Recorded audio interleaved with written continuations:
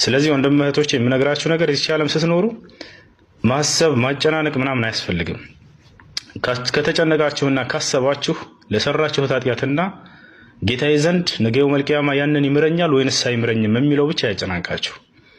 ከዚያ ውጭ ላለው ለዚህ ዓለም ህይወትና ከሰዎች ጋር ለሚኖራችሁ ግንኙነት ፈጽሞ ልትጨናነቁና ልታዝኑ አይገባም። ኢማሙ ሻፊዒ ምን አሉ? አስሊሕ ማ በይነከ ወበይነ አላህ ወላ ቱባሊ ቢናስ። በአንተና በአላህ መካከል ያለውን ግንኙነት አስተካክል በደንብ አድርገሃል። ኃጢአት ከሰራህ ምህረትን ለምነው።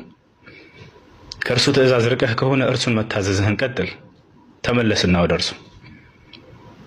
ከዚያ በኋላ ከአላህ ጋር ያለህን ግንኙነት አስተካክል ካለ በኋላ በሰዎችና በአንተ መካከል ያለውን ጣጣ አትስጥ፣ ደንታ አትስጥ አለ። ብዙ ጊዜ የምንጨናነቀው ሰዎች ስለኛ ምን ይላሉ፣ ሰዎች ስለኛ ምን አሉ፣ ሰዎች ስለኔ ምን። እዚህ ዓለም ላይ ስትኖር ባለው ህይወት ትጨናነቃለህ። ይህ ሁሉ አያስፈልግም።